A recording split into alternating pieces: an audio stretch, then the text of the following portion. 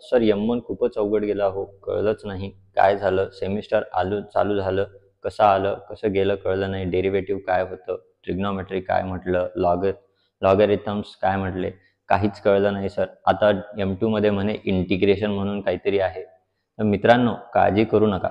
जळगावमध्ये पहिल्यांदाच कुणी IITian फॅकल्टी येऊन तुम्हाला मॅथ्स आणि मेकॅनिक्स या सब्जेक्ट्सची कोचिंग देणार आहे.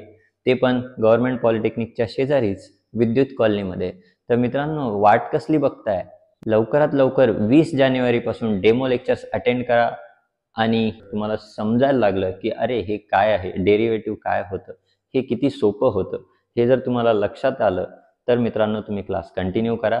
अजून एक गोष्ट, गव्हर्नमेंट पॉलिटेक्निकचे जे काही मुलं असतील हे सगळे मेरिटोरियस मुलं आहेत. ह्या मुलांना स्पेशल फीमध्ये सवलत मिळेल.